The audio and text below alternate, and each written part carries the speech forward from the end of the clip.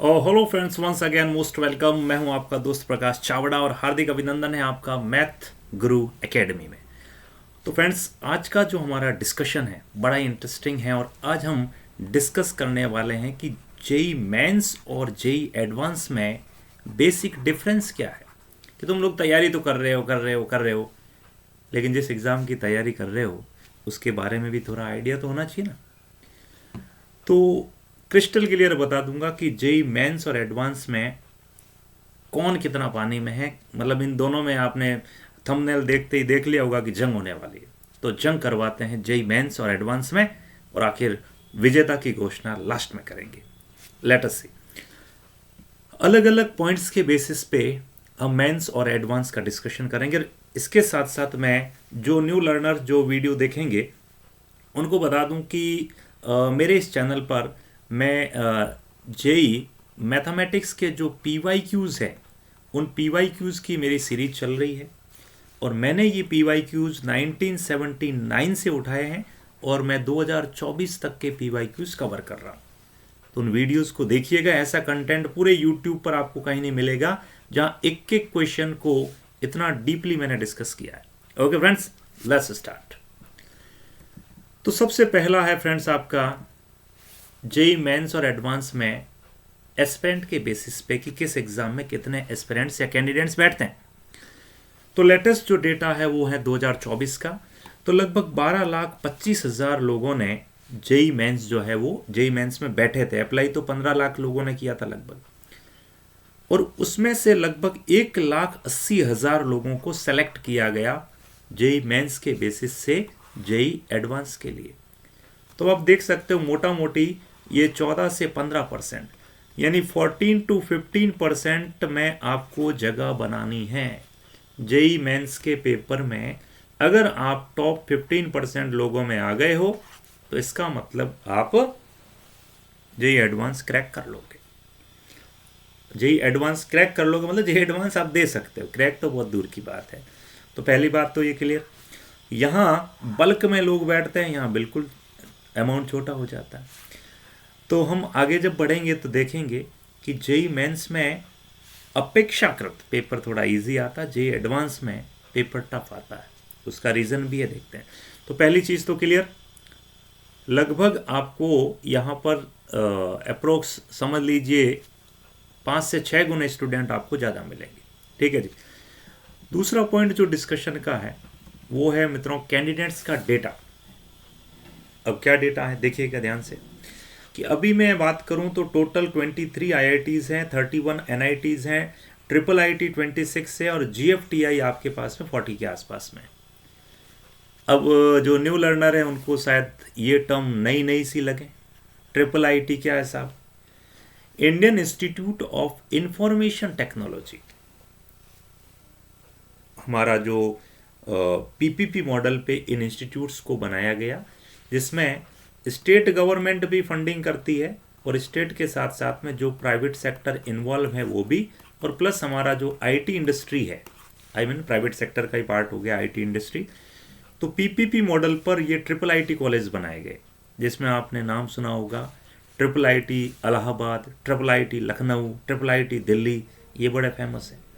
यानी triple IT का relation किससे है फ्रेंड्स? इंफॉर्मेशन टेक्नोलॉजी की ब्रांड इंस्टीट्यूट्स। बढ़िया। अब जीएफटीआई क्या है? ये है government funded technical institutes, government funded technical institutes. और अभी ये डेटा देखो 2 महीने पहले का है। ये डेटा ऊपर नीचे होता रहता है, नीचे तो क्या होता है ऊपर ही होता है, इंस्टीट्यूट्स बढ़ाए जाते हैं। हमने जब आईआईटी दिया था तो उस समय टॉप 7 आईआईटीज़ थे, अब 23 आईआईटीज़ हो चुके हैं। एनआईटीज़ की संख्या भी दिनों दिन बढ़ रही है। तो कुल मिला के अभी प्रेजेंटली ये सिनेरियो है 23 आईआईटीज़, 31 एनआईटीज़, 26 ट्रिपल आईटीज़ और जीएफटीआई आपके पास में 40 है। अभी जीएफटीआई में अगर आप देखें फेमस इंस्टीट्यूट्स, तो गवर्नमेंट फंडेड टेक्निकल इंस्टीट्यूट्स में आपका असम यूनिवर्सिटी है, बिट्स पिलानी आपने नाम सुना होगा, Birla institute of technology, Mesra Ranchi, Gurukul Kangra, विश्वविद्यालय हरिद्वार, ये सारे जो है वो जीएफटीआई है। और एक बार जरा इन सीटों पर गौर करें अप्रोक्स 17,000 सीटें हैं अभी आईआईटीज में। एनआईटीज में अप्रोक्स 24,000 सीट्स हैं, और ट्रिपल आईटी में आपकी लगभग 8,000 हैं, और जीएफटीआई में लगभग 9,000 हैं। मोटा मोटी देखा जाए तो ये 60,000 सीटें आपकी खिदमत में पेश की जाती हैं हर साल, है ना। और इनका जो मेन जो एग्ज़ाम है वो आपका जेई मेंस है। कि नंगा नहाएगा क्या और निचोड़ेगा क्या, तो पहले नंगे को बोलो भाई नहा ले, मेंस क्लियर कर ले, फिर निचोड़ लेना, एडवांस बाद की बात है। तो जेई मेंस जो है ना फ्रेंड्स, लोग कहते हैं जेई मेंस तो क्या नॉर्मल है, बट भैया जेई मेंस गेटवे हैं। जेई एडवांस देना हो या अदर हायर स्टडीज़ के लिए जाना हो, तो जेई मेंस नाम का गेटवे आपको पार करना पड़ेगा। अब साला सगाई नहीं हुई तो शादी कैसे होगी, तो पहले शादी की तो बात बाद की ना, पहले सगाई तो करो। तो सगाई करने के लिए भैया मेंस आपको निकालना पड़ेगा, है ना। बिल्कुल, अपन इधर राजस्थान में हमारे कहावत भी चलती है कि एक पप्पू नाम का आदमी था, पप्पू छोड़ो चुनू मान लो, कोई भी पप्पू से कुछ पॉलिटिक्स हो सकती है, कि पप्पू नाम का आदमी था, लड़का था, उसका इंतज़ार हज़ारों कॉलेजों की हज़ारों लड़कियां कर रही थी, पर पप्पू साला 12वीं फेल था। अब वो 12वीं पास करेगा ही नहीं तो कॉलेज में जाएगा कैसे, है ना। तो सेम यही कह रहा हूँ कि तुम इंजीनियरिंग के सपने तो देख रहे हो, बट जेई मेंस क्लियर ही नहीं हुआ तो आईआईटी कहाँ से करोगे। इसीलिए जेई मेंस बहुत बहुत ज़्यादा इंपॉर्टेंट है ना। देखिए इधर हम जेई मेंस को कहते हैं JEE mains for masses and JEE advance for classes. मतलब क्या कि जेई मेंस को थोड़ा हल्के लेवल पे, अगर अपन क्वेश्चन पेपर की क्वालिटी देखेंगे, क्वालिटी मतलब क्वालिटी तो अच्छी होती है इसकी, पर जो लेवल ऑफ टफनेस है वो एडवांस का तो आपको पता ही है, दुनिया का 3rd टफेस्ट एग्ज़ाम है। तो JEE mains for masses, JEE advance for classes, मतलब हायर एलाइड क्लास के लिए जेई एडवांस। आओ बात करते हैं। अच्छा, जेई मेंस क्रैक करने से आपको क्या मिलेगा? हर गर्लफ्रेंड नहीं मिलेगी। जेई मेंस क्रैक करने से जेई एडवांस का गेटवे खुल गया, है ना। इसके साथ साथ एनआईटीज, आईआईटीज, जीएफटीआई, इन सब का जो मेन बेसिस हैं वो आपका जेई मेंस ही है। सीयूईटी से पहले कॉलेजों में एडमिशन का भी यही था, और कह रहे हैं कि सीयूईटी हटा करके अब वापस जेई मेंस ही जो है वो बेस बनाया जाएगा। तो जेई मेंस अपने आप में एक बहुत ही ज़्यादा वर्सेटाइल और एक ब्रॉडर सेंस का एग्ज़ाम है। अब जेई एडवांस क्रैक करने से क्या होता है? तो जेई एडवांस क्रैक करने से प्रॉपर आईआईटी मिलेगा, BTech from IIT Delhi, BTech from IIT Bombay, proper IIT. तो जेई मेंस से क्या होता है? जेई मेंस से आपको एनआईटी की जो रैंकिंग है वो तो जेई मेंस के बेसिस पे, यानी किसी एनआईटी में अगर एडमिशन लेना हो तो JEE mains more than sufficient. अगर जेई मेंस में आप 200+ मार्क्स लाते हो तो अच्छा एनआईटी आपको मिल जाएगा। और मज़े की बात मैं अभी बताऊं, मेरे एक स्टूडेंट थी भावना सोलंकी करके, उन्होंने एनआईटी जयपुर, एमएनआईटी जिसे हम कहते हैं, उसमें उन्होंने जो है वो इंजीनियरिंग किया, और इंजीनियरिंग का जो मेन उनका स्ट्रीम था वो था कोडिंग एंड डेटा एनालिटिक्स। शुरू में इनिशियली पैकेज मिला 12-15 का, लेकिन अभी 5-6 महीने पहले उन्हें गूगल ने 1.25 करोड़ का पैकेज ऑफर किया भाई साहब, 1.25 CR का, समझ रहे हो? 1.25 CR का पैकेज लगा है उनका गूगल में। वो बंदी एनआईटी से ही पास आउट है। तो ये तो अपने मन में भ्रम है कि सारे आईआईटीएन जो है वो करोड़ों के पैकेज में, नहीं, आईआईटी के अंदर भी टॉप 30% लोगों को ही अच्छे पैकेज मिलते हैं। और ये भी ज़रूरी नहीं है कि एनआईटी में जो है वो सबको बेकार पैकेज ही मिलते हैं। एग्जाम्पल आपके सामने। तो अपने आप में सब जो है वो अपने लेवल पर अच्छे हैं, तो ये चीज़ हमें ध्यान रखनी बिल्कुल। अच्छा, जैसे आप एडवांस क्रैक करोगे, आपको ये बड़े बड़े जो 3 इडियट पिक्चर आपने देखी हो, IISc Bengaluru, Indian institute of science Bengaluru, Indian institute of science education and research, Indian institute of petroleum and energy, ये जो बड़े बड़े इंस्टीट्यूट्स हैं उनका जो बेस है वो जेई एडवांस है बिल्कुल। अब अगर इन एग्ज़ाम्स के कंडक्टिंग मॉडल की बात करें तो जेई मेंस कौन कंडक्ट करवाता है भाई? एनटीए करवाता है, नेशनल टेस्टिंग एजेंसी, वही एनटीए जिसने इस बार नीट भी करवाया था, और आपको पता है नीट में कई लोगों के 720 आउट ऑफ 720 आ गए थे। अब सीयूईटी भी एनटीए करवाता है, लेकिन जेई एडवांस में ऐसा नहीं। सरकार ने बहुत मशक्कत की, भाई जेई एडवांस भी एनटी करवा दे, लेकिन आईआईटी जो टॉप 7 आईआईटी है ना, पुराने वाली आईआईटी रुड़की, खड़गपुर, दिल्ली, कानपुर, बॉम्बे, हैदराबाद, गुवाहाटी, ये इन 7 आईआईटीज़ का एक जैब बनता है। जैब मतलब जॉइंट एलोकेशन बोर्ड। ये रोटेशनल बेसिस पे जेई एडवांस कंडक्ट करवाते हैं। कि मान लो जैसे अभी 2025 का जो जेई एडवांस है वो कौन करवा रहा, कमेंट में बताइएगा, मैं लिख ही देता हूँ, आईआईटी कानपुर। तो आईआईटी कानपुर जो है वो 2025 का करवा रहा, पिछली बार शायद गुवाहाटी था। इस तरीके से रोटेशनल बेसिस पे इनका जो क्या बोलते हैं, इनकी भूमिका चेंज होती रहती है ना। अब थोड़ा और आगे बढ़ते हैं। एलिजिबिलिटी क्या है भाई, जेई मेंस कौन दे सकता है? जिसने 12th कर लिया हो या अभी 12th करने वाला हो, अपीयरिंग हो, है ना, या तो 12th कर लिया है और या फिर 12th में वो क्या कर रहा भाई, अपीयरिंग है, मतलब इस बार 12th में बैठने वाला है। तो ऐसी केसेस में कुल मिला के मैं ये कहना चाहता हूँ कि अगर मैं बात करता हूँ 2025 के जेई मेंस की, तो इसमें कौन कौन बैठेगा? वह बंदा जिसने 2023 में 12 किया था, वह बंदा जिसने 2024 में 12th किया था, और वह बंदा जो 2025 में अभी 12th कर रहा है। तो क्या जेई मेंस में डबल ड्रॉपर अलाउ है? बिल्कुल अलाउ है साहब। Double droppers are allowed in JEE mains, but JEE advance में ऐसा नहीं है, बिल्कुल ध्यान रखना। और जेई एडवांस की अगर मैं बात करता हूं तो लगभग इसमें 2,50,000 लोग जो जेई मेंस से सेलेक्ट होते हैं वो जेई एडवांस में अपीयर होते हैं, और इसमें डबल ड्रॉपर अलाउ नहीं है, ध्यान रखना। मैक्सिमम आप 2 बार ही एग्जाम दे सकते हैं, एक तो 12th के साथ और एक 12th के बाद। समझ रहे हो मेरी बात को? यानी अगर मैं करूं 2025 जेई एडवांस में कौन कौन बैठेगा, तो एक तो वह जो अभी अपीयरिंग है, और एक वह बंदा जिसने 2024 में 12th कर लिया था। इसमें 1 साल का ड्रॉपर अलाउ है। इस बार अभी चर्चा भी चली थी, आपको पता हो, कानपुर ने पहले बोला कि हम इस बार जो है वो डबल ड्रॉपर अलाउ करेंगे, लेकिन बाद में वापस नोटिफिकेशन आया नहीं, अलाउ नहीं है। लैंग्वेजेस की बात करता हूँ तो जेई मेंस 8 लैंग्वेजेस में होता है। जो हमारी 8वीं अनुसूची है उसके अंदर जो 24 भाषाएं, 22 भाषाएं, उनमें से 8 लैंग्वेजेस जो है वो यहाँ पर मेंशन है।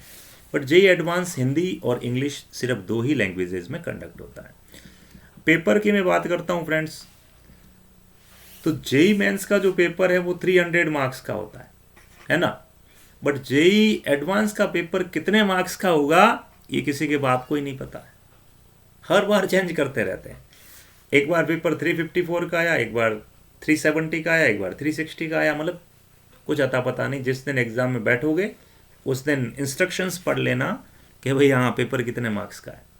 जेई एडवांस बेचारा सीधा साधा है। इसमें एक पेपर होता है, एक ही पेपर, उसमें फिजिक्स होता है, केमिस्ट्री होता है, मैथ होता है ना। और 25 25 क्वेश्चन मैथ का, 25 केमिस्ट्री का, 25 आपका फिजिक्स का। लेकिन पहले क्या होता था, 20 क्वेश्चन एमसीक्यू होते थे और 10 होते थे न्यूमेरिकल बेसिस। इस बार 10 की जगह बोला है भाई एनटी ने 5 ही होंगे, यानी 25 के 25 आपको करने हैं। और 25 इंटू 4, 25 चौका 100, तो 100 + 100 + 100 टोटल हो गया 300। ये बीटेक यानी कि जो इंजीनियरिंग करने वाले हैं वो पेपर 1 निकालेंगे। इसके साथ साथ यहाँ पर कुछ ऐसे लोग भी होते हैं जो आर्किटेक्चर में इंजीनियरिंग करना चाहते हैं, उनके लिए पेपर 2 कंडक्ट करवाया जाता है, जिसे बी आर्क या बी प्लानिंग कहते हैं। ये इन बी आर्क वालों के 2 पेपर होते हैं, जिसमें मैथ्स और एप्टीट्यूड तो ऑनलाइन हो जाएगा, और इनका जो ड्राइंग टेस्ट होता है वो ऑब्वियस से ऑफलाइन ही होगा, क्योंकि कंप्यूटर में तो कोई ड्राइंग बनाने ज़रा बनाने वाले बन सकते हैं, अपने तो हाथ से ही नहीं बनती है, तो 12th पास वाले से क्या उम्मीद करें कि वो कंप्यूटर में बना देगा। तो जो आर्किटेक्चर में इंजीनियरिंग कर रहे हैं उनके लिए 2 पेपर हैं, maths and aptitude online, drawing test आपका ऑफलाइन। और जो सीधा बी टेक के लिए कर रहे हैं उनके लिए 1 पेपर है जिसमें तीनों है। अच्छा, क्या ख्याल है आपका एडवांस के बारे में? एडवांस में फ्रेंड्स आपके पेपर होते हैं 2, ठीक है। कितने मार्क्स के होंगे ये तो किसी को नहीं पता है, चेंज करते रहते हैं। हाँ, दोनों पेपर के अंदर पीसीएम होता है, 3-3 घंटे के 2 पेपर होंगे। अच्छा, क्या ये ऑनलाइन मोड है? बिल्कुल ऑनलाइन मोड है। अब ज़रा एक बार देखें, इनका तो मैंने बता ही दिया, इसमें कुछ भी नहीं है। इसमें होते हैं ओनली 1 करेक्ट क्वेश्चन, 1 करेक्ट,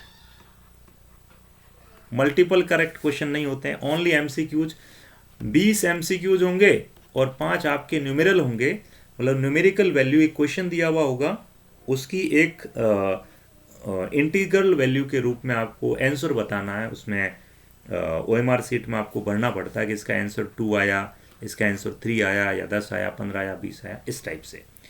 तो ये तो बिल्कुल सिंपल है, इसमें कोई दिक्कत नहीं। इधर तो भाई साहब कुछ अता पता ही नहीं है।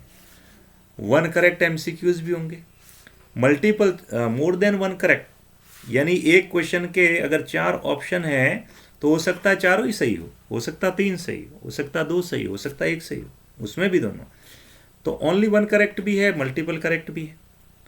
न्यूमेरिकल वैल्यू बेसिस है जो यहाँ पर दिया गया है, कॉलम मैचिंग है, इंटीजर बेस्ड है, पैसेज बेस्ड है, मतलब क्वेश्चंस की वैरायटी अलग अलग टाइप की है। इसीलिए ये पेपर अपने आप में, और फिर क्वेश्चंस का लेवल भी अपने आप में तगड़ा है। अगर मैं बात करता हूँ 2024 के एडवांस के पेपर की, तो देखिए पहले पेपर में मैथ्स के 17 क्वेश्चन थे, फिजिक्स के 17 क्वेश्चन थे, केमिस्ट्री के 17 क्वेश्चन थे।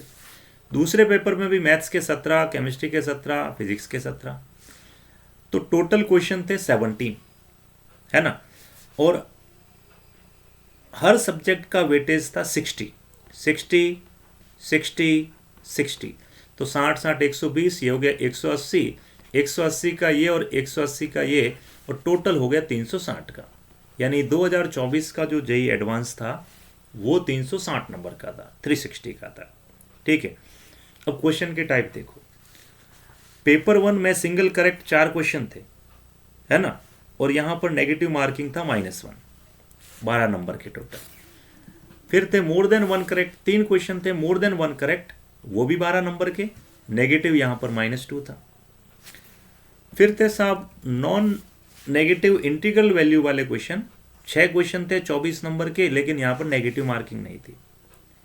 फिर थे कुछ कॉलम मैचिंग, 4 क्वेश्चन थे कॉलम मैचिंग जो कि 12 नंबर के थे, यहां पर नेगेटिव 1 था।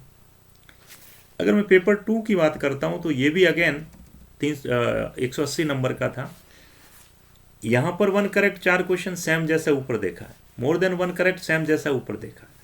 यहां थोड़ा सा चेंज हो जाता है, 24 क्वेश्चन नो नेगेटिव मार्किंग, लेकिन यहाँ चेंज है, पैराग्राफ बेस्ड क्वेश्चन होंगे 4 और यहाँ पर नेगेटिव मार्किंग -1 होगी।